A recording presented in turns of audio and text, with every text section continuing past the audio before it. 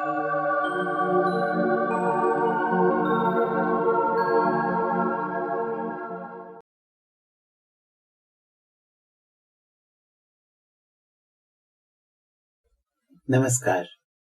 आओ सीखो की इस वीडियो क्लास में आपका स्वागत है।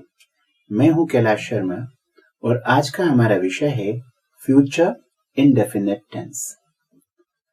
देखिए, अगर स्ट्रिक्ट सेंस में पूछा जाए और देखा जाए तो इंग्लिश लैंग्वेज में फ्यूचर टेंस होता ही नहीं है। याद कीजिए टेंस की डेफिनेशन। टेंस की डेफिनेशन थी A tense is a form of verb which tells you time and state of an action. अब यहां पर फॉर्म ऑफ वर्ब को देखें, क्रिया के रूप को देखें तो हमें प्रचलित रूप तो 3 दिखाई देते हैं, जिन्हें हम कहते हैं फर्स्ट फॉर्म, सेकंड फॉर्म और थर्ड फॉर्म, या present form, past tense form और पास्ट पार्टिसिपल फॉर्म। इनके अलावा 2 फॉर्म्स और होते हैं जो होते हैं प्रेजेंट पार्टिसिपल या सरल भाषा में आईएनजी फॉर्म ऑफ वर्ब, और 5वां फॉर्म होता है इन्फिनिटिव फॉर्म ऑफ वर्ब, यानी कि बेस फॉर्म के पहले टू लगा दीजिए, to go, to read, to write, ये इन्फिनिटिव फॉर्म ऑफ वर्ब। यानी कि गिन लें सारे के सारे तो 5 फॉर्म्स ऑफ वर्ब्स हैं। पहला प्रेजेंट, दूसरा पास्ट, तीसरा पास्ट पार्टिसिपल, चौथा प्रेजेंट पार्टिसिपल या आईएनजी फॉर्म और 5वां इन्फिनिटिव फॉर्म ऑफ वर्ब। अब आप ही बताइए कहां है future tense form of verb, यानी कि फ्यूचर टेंस नाम का कोई टेंस वर्ब के अंदर नहीं होता। जैसे हिंदी में है जाएंगे, हंसेगी, रोएंगे, आऊंगा। आप बनाइए इन सब का ट्रांसलेशन एक वर्ड में अंग्रेजी में, बन ही नहीं सकता। आऊंगा तो आपको विल कम बोलना पड़ेगा।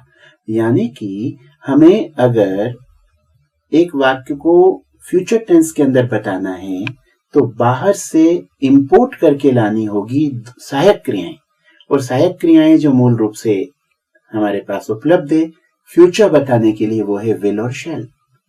इसमें भी शैल का जो प्रचलन है वो लगभग समाप्त हो चुका है और इसे हमने रिजर्व कर दिया है किसी एक खास मकसद के लिए, जिसको हम आगे आपको समझाएंगे।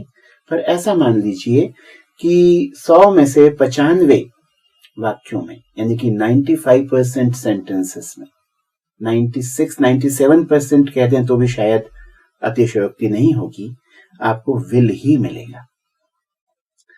तो हम सब्जेक्ट लेंगे, उसमें विल लगाएंगे, फिर वर्ब का बेस फॉर्म या फर्स्ट फॉर्म लगाएंगे और जो भी ऑब्जेक्ट या कॉम्प्लीमेंट है उसे लगा करके हम बनाएंगे हमारे सेंटेंस को सिंपल फ्यूचर टेंस का सेंटेंस। एक उदाहरण देखें, my mom will come tonight. मेरी माँ बाहर गई हुई है। आपने पूछा माँ कब आएगी? मैंने कहा my mom will come tonight, मेरी माँ आज रात आ जाएगी। माई मॉम ये हुआ सब्जेक्ट, विल ये हुआ हेल्पिंग वर्ब जो फ्यूचर बनाने में मदद करती है, फ्यूचर दर्शाने में मदद करती है। उसके बाद कम ये हमारा मेन वर्ब का बेस फॉर्म है या फर्स्ट फॉर्म है, और आखिर में टुनाइट बोल करके आपने टाइम मेंशन किया कि आज रात वो आ जाएंगी। इसको हम एडवर्ब कह सकते हैं या सेंटेंस का कॉम्प्लीमेंट कह सकते हैं। इसी तरह से मैंने कहा कि they will arrive here very soon. They will arrive here, they ये है सब्जेक्ट, विल ये है हेल्पिंग वर्ब जो फ्यूचर को शो करती है, अराइव ये हुआ मेन वर्ब का फर्स्ट फॉर्म और followed by here very soon, यहां पर बहुत जल्दी वे आ जाएंगे। वे यहां बहुत जल्दी आ जाएंगे या वे यहां बहुत जल्दी पहुंच जाएंगे। पहुंचना, आना, यह है अराइव का अर्थ। इस तरह से हमने देखा कि हमको विल के साथ लगाना पड़ा मेन वर्ब का फर्स्ट फॉर्म और उसके बाद में कॉम्प्लीमेंट या object. She will react immediately. एक सेंटेंस देखिए, शी विल रिएक्ट इमीडिएटली, यानी कि वो तुरंत प्रतिक्रिया देगी, वो हाथों हाथ प्रतिक्रिया देगी। कोई लेडी है बहुत ही अग्रेसिव है, तो हमने उसके बारे में भविष्यवाणी की कि अगर आपने उसको डांटा या कुछ कहा तो वो तुरंत प्रतिक्रिया देगी, तुरंत अपना आक्रोश या गुस्सा व्यक्त करेगी। और इसीलिए वाक्य बना शी विल रिएक्ट इमीडिएटली, वो तुरंत रिएक्ट करेगी यानी प्रतिक्रिया देगी। ये हुआ हमारा एक और एग्जाम्पल जो कि फ्यूचर को बताने के लिए है। तो हमने ये समझा कि फ्यूचर में आमतौर पर हम ऐसी बातों का जिक्र करते हैं जिन पे हमारा वश नहीं है, कंट्रोल नहीं है। जैसे कोई आने वाला है, माँ आज रात आने वाली है, तो मेरे कहने से नहीं आ रही, वो उसका शेड्यूल है, प्रोग्राम है, वो आने वाली है। कोई व्यक्ति यहाँ बहुत जल्दी पहुंचने वाला है तो खुद पहुंचने वाला है, यानी उसमें हम कुछ कर नहीं सकते, इसलिए हमने उनके बारे में भविष्यवाणी की कि ऐसा ऐसा होगा। या फिर कभी संभावना होती है तो हम संभावना दर्शाने के लिए भी इसका इस्तेमाल करते हैं, और हमें लगता है कि ऐसा ऐसा होगा, यानी फ्यूचर में ये चीज संभव है, घटित होगी, इसका अनुमान रहता है, क्योंकि फ्यूचर किसी ने नहीं देखा। ऐसा कहा जाता है भविष्य किसी ने नहीं देखा, तो वाकई ये सत्य भी है। प्रैक्टिकली स्पीकिंग हम कुछ भी नहीं कह सकते कि कल सुबह क्या होगा, इसलिए कल सुबह क्यों, 5 सेकंड बाद क्या होगा, 10 मिनट बाद क्या होगा, हमें नहीं पता होता। फिर भी अनुमान के आधार पर, अंदाज के आधार पर हम कहते हैं कि फला फला चीज घटित होगी या फला फला व्यक्ति फला फला काम करेगा। इस तरह से हम भविष्यवाणी करते हैं। स्ट्रक्चर याद रखें, सब्जेक्ट विल या शैल में से जो लगाना हो, 95% विल लगेगा। वर्ब का first form followed by complement, sentence को पूरा करने वाला हिस्सा। इस तरह से हम फ्यूचर टेंस के सेंटेंसेस बनाते हैं। थोड़ा सा और समझते हैं इसे। फ्यूचर की पहचान क्या है? फ्यूचर की हिंदी में पहचान है गा गी के, क्योंकि हिंदी में तो फ्यूचर टेंस विधिवत होता है ना, इसमें वर्ब में आपको हमेशा गागी गे वाला रूप मिलेगा। जाएंगे, हंसेंगे, बोलेंगे, देखेंगे, देखेगा, देखेगी, आएगी, जाएगी, ये सभी शब्द जो हैं ये हमें बताते हैं कि फ्यूचर टेंस में हम कुछ कहना चाह रहे हैं और फ्यूचर के बारे में बात करना चाह रहे हैं। और ये फ्यूचर का एक फॉर्म है जो कि बहुत प्रचलित है, पर अंग्रेजी में इसी को बनाने के लिए हमें विल की सहायता लेनी पड़ती है, और फिर वर्ब का फर्स्ट फॉर्म लगा करके हम यही आशय, लगभग यही अर्थ दे पाते हैं। ठीक है, अब चलते हैं हम अगली कड़ी की ओर। और अगली कड़ी यह है कि फ्यूचर इंडेफिनिट टेंस का इस्तेमाल हम ऐसी बातें कहने के लिए भी करते हैं जिसमें बात बोलने के समय कुछ करने का निर्णय हो। एग्जाम्पल देखिए, I'll call you on phone as soon as I reach Delhi। जैसे ही मैं दिल्ली पहुंचता हूं मैं आपको फोन करूंगा।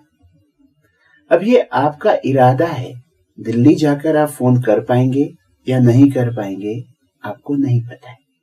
आप दिल्ली पहुंच पाएंगे या नहीं पहुंच पाएंगे, रास्ते में कोई व्यवधान आ जाए, खुदा न खास्ता, उसके बारे में भी अभी से आप कुछ नहीं कह सकते। पर आपने डिसीजन लिया, आपने तय किया कि दिल्ली पहुंचने पर आप टेलीफोन से सूचना देंगे या बताएंगे कि मैं पहुंच चुका हूं, या कोई भी बात बतानी तो बता पाएंगे कि आपका स्वास्थ्य कैसा है वगैरह, फोन करेंगे, ये आपने कहा। ये निर्णय आपका बोलते समय हुआ। उसे व्यक्त करने के लिए भी आपको फ्यूचर इंडेफिनिट टेंस की जरूरत पड़ी। फिर से वाक्य को देखें, I'll call you on phone as soon as I reach Delhi।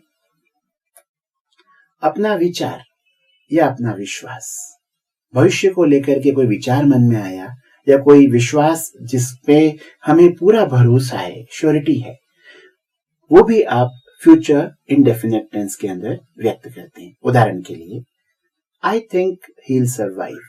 आपने किसी बीमार व्यक्ति को देखा, हर व्यक्ति हताश है, निराश है, सबको लग रहा है उस व्यक्ति का बचना मुश्किल है, पर आप ऑप्टिमिस्टिक हैं, तो आपने कहा I think he will survive.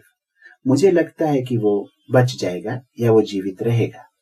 इस तरह से आपने अपना विचार रखा और फिर आई थिंक कह करके आपने उसे स्पेसिफाई किया, साफ साफ बताया कि एग्जैक्टली आपके मन में क्या चल रहा है। इसी तरह से आपने एक बहुत ही प्रसिद्ध गीत सुना होगा जिसमें अपने विश्वास को लेकर के व्यक्ति या गाने वाला यह कहता है कि भविष्य में क्या देखता है। देखिए, पुरानी अंग्रेजी में शेल का इस्तेमाल ज्यादा होता था, आई और वी के साथ शेल का इस्तेमाल होता था। तो 100 बरस पुराना अगर कोई गीत है, 80 बरस पुराना कोई गीत है, तो उसमें बकायदा आपको शेल भी देखने को मिलेगा विल की जगह पर। आई और वी के साथ तो लोग शेल ही लगाते थे। अब जाकर के ये प्रचलन से बाहर हुआ है या लगभग समाप्त हुआ है। इस पर कोई कानूनी रोक आज भी नहीं है। तो पुराना गीत मैं आपको बताता हूं जो विश्व प्रसिद्ध है। We shall overcome, we shall overcome, we shall overcome someday. Oh, deep in my heart, I do believe that we shall overcome someday. Underline करने योग्य बात है, I do believe that we shall overcome someday. I do believe. कहते हैं ना, इसका जो अनुवाद है गिरिजा कुमार माथुर नाम के प्रसिद्ध हिंदी कवि ने किया है। मौलिक गीत अंग्रेजी में है और इसमें आता है, हम होंगे कामयाब, हम होंगे कामयाब, हम होंगे कामयाब एक दिन। ओहो, मन में है विश्वास, पूरा है विश्वास। आई डू बिलीव का मतलब है पूरा है विश्वास। क्या विश्वास है? हम होंगे कामयाब एक दिन। That we shall overcome someday. हम हमारी समस्याओं से उबरेंगे, निजात पाएंगे, आगे बढ़ेंगे, प्रगति करेंगे, कामयाबी को, सफलता को हासिल करेंगे। इस तरह से अपने विश्वास को, अपने विचार को, अपनी भावना को व्यक्त करने के लिए जिसमें भविष्य को लेकर कोई संभावना है, आप फ्यूचर इंडेफिनिट टेंस का इस्तेमाल करते हैं। तो हमने सीखा फ्यूचर इंडेफिनिट टेंस का इस्तेमाल और मुख्य रूप से हमने जाना कि जब भी हमें ऐसी चीजें कहनी हो जिस पे हमारा वश नहीं है, हमारा कोई कंट्रोल नहीं है, वो तो होगी ही। जैसे कि मैंने कहा कि the new rates will be effective from 1 अप्रैल। 1 अप्रैल से नए रेट लागू होंगे, प्रभाव में आ जाएंगे। अभी जो पुराने रेट चल रहे हैं वही चल रहे हैं, पर जैसे ही 1 अप्रैल आएगा नए रेट्स चालू हो जाएंगे। ये रेट्स आपने तय नहीं किए, ये रेट्स किसी सक्षम एजेंसी ने तय किया है जो एक्सटर्नल है, आप नहीं है वो। इसलिए आपको कहना पड़ता है कि ऐसा ऐसा हो जाएगा। अपना खुद का इरादा बताना है तब भी आप इस टेंस का इस्तेमाल करते हैं। अपना विचार और विश्वास बताना है तब भी आप इस टेंस का इस्तेमाल करते हैं। भविष्यवाणी करनी है तब तो आप इसी टेंस का इस्तेमाल करते हैं। तो फ्यूचर इंडेफिनिट टेंस में आज इतना ही। नमस्कार, जय हिंद। अगर आपको हमारे वीडियोस पसंद आए हों तो आप इन्हें लाइक करें, शेयर करें और YouTube पर आओ सीखो को सब्सक्राइब करें। आपके मन में अगर कोई भी सवाल है तो या तो YouTube पर या हमारी वेबसाइट aosiko.com पर जाकर कमेंट्स में पूछें।